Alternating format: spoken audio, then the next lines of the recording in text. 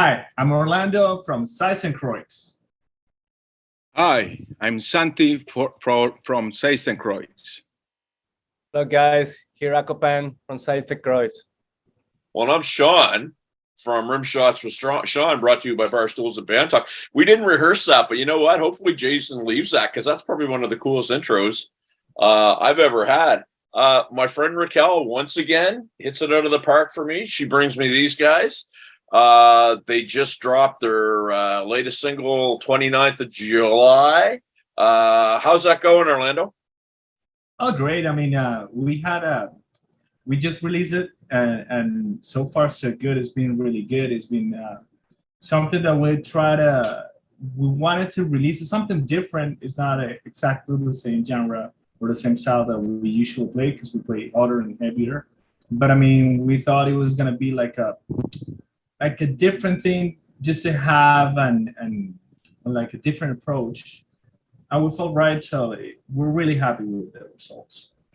So in the presser that Raquel sent to me, you guys are labeled, let me see if I can find it, post-industrial metal, which is a term I haven't really heard before. I am Canadian, so bear with me. Santi, what does that mean? I think it's just a way to give people some kind of like point of reference of what to expect about the band. We like to create or to come up with new things. That's one of the reasons we have Zeistencroix as a name. So we kind of did the same thing with like the genre we are playing. That's basically like one way to see it, as a point of reference for our potential audience to get to know what to expect. So Orlando, Santi, you guys are in LA. We go over to our friend here. He's at the bottom of the screen, but he's bottom of the screen, but number one in our hearts. He's in Seattle. So you guys are kind of proving this new age of, everybody went through this last 2 years of nonsense and we're glad it's over. The running theme was if you didn't take advantage of technology, if you didn't, do that, you're going to be left behind. So Akko, is that am I pronouncing that correctly? Yeah. Okay. So I'm going to guess that, you guys can't get together. You can't call you up on a Tuesday night and say, hey, let's get together and rehearse, right? So you're doing a lot of different things with technology. Is that a fair statement? Yeah, that's how everything started. I've been working with Orlando for several years in the past. We've been doing some collaborations. So even when we are not in the same city, not even in the same state, we want to play together. It was a spot open, so I have to take it, and that this is gonna be like a different process since the beginning, but our communication has always been super great. We are willing to do it.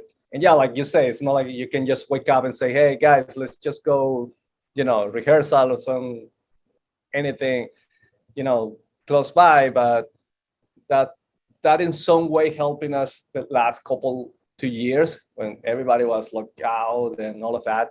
So we already have ahead of that, doing our rehearsals in our way, practicing, sending us videos, doing this technology. So we were a little, used to that before the pandemic. For sure. And I mean, and Orlando, obviously, so when you guys do have the opportunity to get together either in a virtual setting or all in the same room, you're going to take it a little bit more seriously and make the most of the time, no messing around. You're going to get right down to business. Is that a fair statement? That's how it works. The way that we do it is, of course, we use technology. We communicate via, either, any app that we can use just to communicate. We text each other all the time. But mostly what we do is we program rehearsals.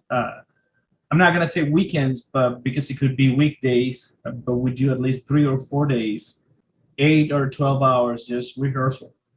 just rehearsing the 12 hours. So that's what we do. We do 3 intense, crazy days of just working, just to get everything together, everything tight enough, so we feel comfortable playing with each other.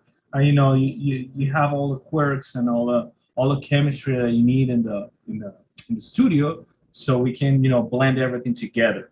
And that's how we use it, but and how we're kind of used to work ever since we started playing with Akko.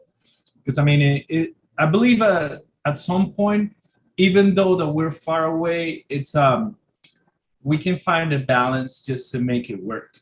It's just if you're willing to do it, and then that's the point. Sometimes he travels here to LA, and then we meet, and then we start rehearsing. Or this time, for instance, we're gonna travel to Seattle, and then we're gonna do the same, but now in Seattle. Well, and you nailed something there, because I mean, you're saying 12-hour days. I mean, that's unheard of, really. But I guess with your geography and where you guys are, you got to make the most of your time. So if you've got a 12-hour day, it's safe to say that everything that is on this EP that's coming out on the 29th of August, is that correct? 26th. 26th. Safe to say that that's how you guys created the material for that? Definitely. I mean, we bounce ideas back and forth. I mean, I sent the guys the tracks. They send some stuff to me back, or then we discuss it by the phone, or we kind of like try to come to an agreement. And then whenever we get together, that's usually how it went last time. So we got together before the recording session, and then we started to work. Okay, so here's what I think that we should do. Here's what I think that we should, try to incorporate, and the arrangement and everything that we did. So once we got into the studio and started recording, we already had like a solid idea of what we were gonna do. So yeah. Talk to me about Ice Queen, and maybe Akko, I'll go to you first, and then we'll get back to Santi, because we saved the drummers for last. I am one, and we know how that works. But talk about Ice Queen. I mean, that came out on the 29th of July. Talk to us about that. Well, I remember the day when Orlando sent me the idea of this new project that he has, the new song that we have. Actually, back in those days, we have the idea of a different single. But when he came out with this idea, we couldn't resist, right? I couldn't resist. So I thought he has a wonderful idea there. Spoiler alert, this is a very huge special song for him. So, and I embrace it, and I think it's great. So when I have the main idea, I just try to do my contribution with my guitar and let it feel. You know what I'm saying? Like, I do. So what we're going to do, we're going to take a break. We're going to come back. I have a question for Santi, because as you guys are telling me your process, my gears are grinding here. So we're going to be back after this.